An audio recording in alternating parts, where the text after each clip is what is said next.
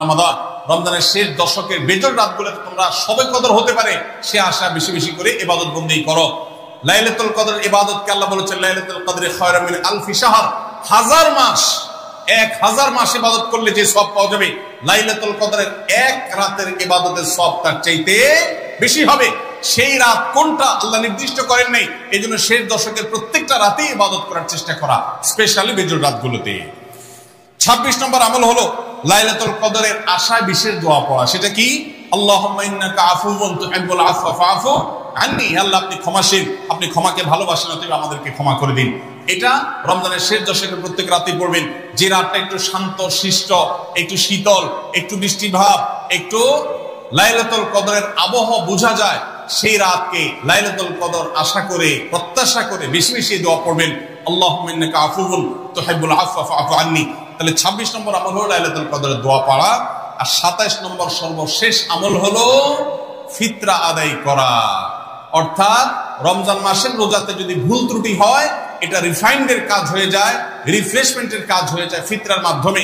প্রত্যেক সচ্ছল ব্যক্তি তার নিজের পক্ষ থেকে, নিজের স্ত্রী এবং নিজের ছোট বাচ্চাদের তরফ থেকে ফিতরা আদায় করবেন।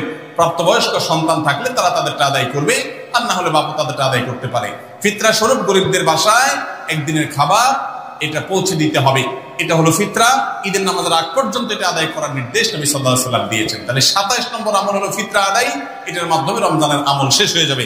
আমি আবার এক নজরে 27টি আমল আপনাদেরকে বলে দিচ্ছি। নাম্বার 1 চাঁদ দেখা, নাম্বার 2 রোজা রাখা, নাম্বার 3 তারাবির নামাজ আদায় করা, নাম্বার 4 সাহরি খাওয়া, 5 নম্বর আমল হলো শেষ সময় সাহরি খাওয়া, 6 নম্বর আমল হলো ইফতার করা, 7 নম্বর আমল হলো তাড়াতাড়ি ইফতার করা, এবং 8 নম্বর আমল হলো ইফতারের দোয়া পড়া, 9 নম্বর আমল হলো সাহরি এবং ইফতারে খেজুর খাওয়া, 10 নম্বর আমল হলো রমজান মাসের সকল গুনাহ বর্জন করা, 11 নম্বর আমল হলো বেশি বেশি দোয়া করা, 12 নম্বর আমল হলো মিথ্যা কথা এবং কাজ পরিহার করা, 13 নম্বর আমল হলো অশ্লীলতা এবং ঝগড়া বিবাদ রমজানের রোজা রেখে না করা, 14 নম্বর আমল হলো ভালো কাজের পরিমাণ এই মাসে বাড়ায় দেওয়া, 15 নম্বর আমল হলো বেশি বেশি আল্লাহর কাছে ক্ষমা চাওয়া, কারণ মাশাআল্লাহ বেশি ক্ষমা করেন মানুষকে, 16 নম্বর আমল হলো অন্য রোজাদারকে ইফতার করানো, তাদের বাসায় ইফতার পাঠানো, আর 17 নম্বর আমল হলো বেশি বেশি কোরআন তেলাওয়াত করা, 18 নম্বর আমল হলো কোরআন নিজে পড়ে আরেকজনকে শোনানো, আবার তার তেলাওয়াত নিজে বসে শোনাশুনি করা। ভাইরা আমার, 3টি আমলের নগদ তৃপ্তি আমি অন্তত অনুভব করি। আমি আমার সে অভিজ্ঞতার আলোকে আপনাদেরকে উদাত্ত আহ্বান করতে চাই, রমজানের শেষ দশকে আপনারা ইতিকাফ করুন। যে 3টি আমলের তৃপ্তি, নগদ স্বাদ, অবর্ণনীয় ভালো লাগা কাজ করে, অন্তর্জগতে প্রশান্তিতে পরিপূর্ণ হয়ে যায়, সেই 3টি ইবাদতের একটি হলো আরাফাতের ময়দানের দোয়া। এটার সাথে কোনো কিছুর কম্পেয়ার হয় না। অবর্ণনীয় তৃপ্তি লাগে আরাফাতের ময়দানে দোয়া করতে। দ্বিতীয় হলো সিজদায় গিয়ে চোখের পানি ফেলে আল্লাহর কাছে দোয়া করতে অসম্ভব ভালো লাগা কাজ করে। ভোর রাতে দোয়াতেও একই স্বাদ পাওয়া যায়। আর 3 নম্বর হলো রমজানের শেষ দশকের ইতিকাফ। ইতিকাফ যে একবার করেছে সে জীবনে বারবার করে, তাকে আর ফেরানো যায় না। এই জন্য ভাইরা, রমজানের শেষ দশকে আমরা আল্লাহর ঘরে বসে গিয়ে ইতিকাফ করার চেষ্টা করবো তো ইনশাআল্লাহ। অনেক এলাকায় বৃদ্ধ মানুষ, বুড়া মানুষ বসায় দেওয়া হয় টাকা পয়সা দিয়ে। যে টাকা নিয়ে ইতিকাফ করে সেও গুনাহগার, আর যারা টাকা নিয়ে ইতিকাফে বসায় তারাও গুনাহগার, কারণ ইবাদত টাকা পয়সা দিয়ে চলবে না।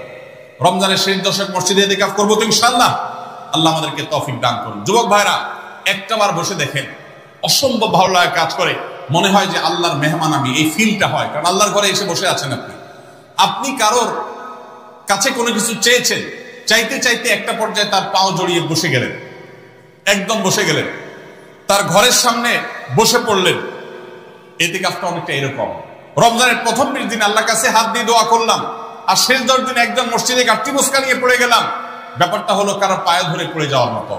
আশা করা যায় ইতিকাফকারীকে আল্লাহ তাআলা ক্ষমা না করে মসজিদ থেকে ফেরাবেন না। এই জন্য ইতিকাফ করার চেষ্টা করবো তো ইনশাআল্লাহ। আমরা ব্যস্ততার অজুহাত দেই। ভাইরা আমার, যে কোনো মুহূর্তে দুনিয়া থেকে চলে যেতে হতে পারে। এই জন্য এই রমজানে প্ল্যান করেন, যত ব্যস্ত হন না কেন, আমি তো আমার সমস্ত ব্যস্ততাকে এক পাশে ঠেলে রেখে, আল্লাহ আমাকে যখন থেকে তৌফিক দিয়েছেন রমজানের শেষ দশক ইতিকাফ ছাড়া বাইরে থাকবো এটা চিন্তাও করি না। এই জন্য যুবক ভাইদেরকে বলবো, প্রত্যেকটা মহল্লাতে 2 জন 5 জন 10 জন করে যুবকরা বসেন, কোরআনের গ্রুপ স্টাডি করেন, কোরআনের পাঠচক্র করেন, নিজেরা কোরআন হাদিসের আলোচনা করেন, রোনাজারি এবং দোয়া করেন। 10টা দিন আল্লাহর সাথে কানেক্টেড হওয়ার চেষ্টা করেন। 12 মাস ইবাদত দাওয়াতের কাজ ইসলামের কাজ করবেন, ইনশাআল্লাহ সেখানে বরকত পাবেন। রমজানের শেষ দশকে ইতিকাফ করবেন তো ইনশাআল্লাহ। আল্লাহ আমাদের সবাইকে তৌফিক দান করুন। 23 নম্বর আমল হলো শেষ দশকে ইবাদতের মাত্রা বাড়িয়ে দেওয়া। আমরা উল্টাটা করি। আমাদের দেশে রমজানের প্রথম দশকে মসজিদ ফুল হয়ে, বারান্দা ফুল হয়ে, রাস্তায়ও মুসল্লি দাঁড়ায়।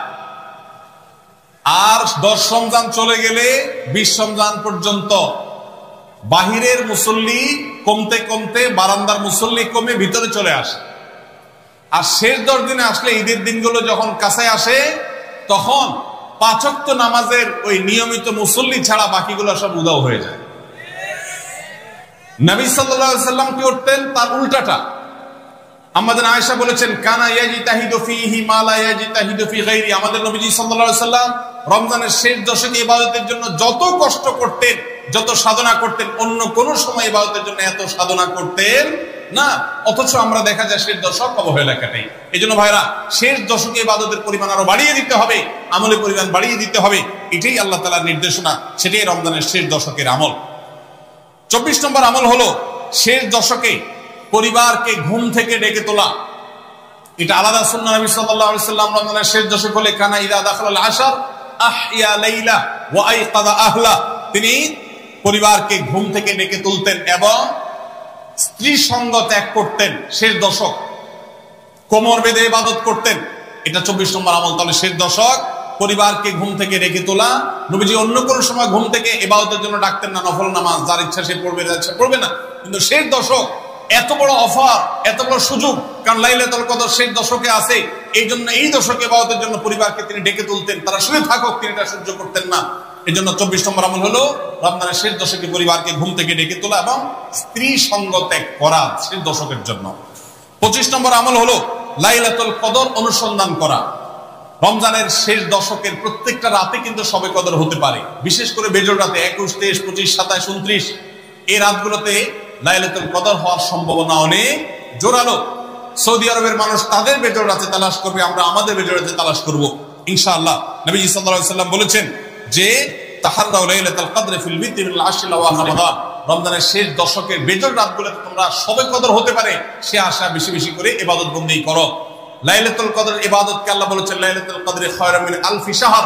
1000 মাস, 1000 মাস ইবাদত করলে যে সওয়াব পাওয়া যাবে, লাইলাতুল কদরের এক রাতের ইবাদতের সওয়াব তার চাইতে বেশি হবে। সেই রাত কোনটা আল্লাহ নির্দিষ্ট করেন নাই। এইজন্য শেষ দশকের প্রত্যেকটা রাতে ইবাদত করার চেষ্টা করা, স্পেশালি বেজোড় রাতগুলোতে। 26 নম্বর আমল হলো লাইলাতুল কদরের আশায় বিশেষ দোয়া পড়া। সেটা কি? আল্লাহুম্মা ইন্নাকা আফুউন তুহিব্বুল আফওয়া ফাআফু আন্নী। আল্লাহ আপনি ক্ষমাশীল, আপনি ক্ষমাকে ভালোবাসেন, অতএব আমাদেরকে ক্ষমা করে দিন। এটা রমজানের শেষ দশকের প্রত্যেক রাতে পড়বেন। যে রাতটা একটু শান্ত শিষ্ট, একটু শীতল, একটু বৃষ্টিভাব, একটু লাইলাতুল কদরের আবহাওয়া বোঝা যায়, সেই রাতকে লাইলাতুল কদর আশা করে, প্রত্যাশা করে বেশি বেশি দোয়া পড়বেন। আল্লাহুম্মা ইন্নাকা আফুউন তুহিব্বুল আফওয়া ফাআফু আন্নী। তাহলে 26 নম্বর আমল হলো লাইলাতুল কদরের দোয়া পড়া। আর 27 নম্বর সর্বশেষ আমল হলো ফিতরা আদায় করা। অর্থাৎ রমজান মাসের রোজাতে যদি ভুল ত্রুটি হয়, এটা রিফাইন্ডের কাজ হয়ে যায়, রিফ্রেশমেন্টের কাজ হয়ে যায় ফিতরার মাধ্যমে। প্রত্যেক সচ্ছল ব্যক্তি তার নিজের পক্ষ থেকে, নিজের স্ত্রী এবং নিজের ছোট বাচ্চাদের তরফ থেকে ফিতরা আদায় করবেন।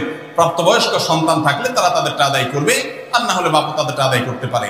ফিতরা স্বরূপ গরিবদের বাসায় একদিনের খাবার এটা পৌঁছে দিতে হবে। এটা হলো ফিতরা। ঈদের নামাজের আগ পর্যন্ত এটা আদায় করার নির্দেশ নবী সাল্লাল্লাহু আলাইহি ওয়াসাল্লাম দিয়েছেন। তাহলে 27 নম্বর আমল হলো ফিতরা আদায়। এটার মাধ্যমে রমজানের আমল শেষ হয়ে যাবে।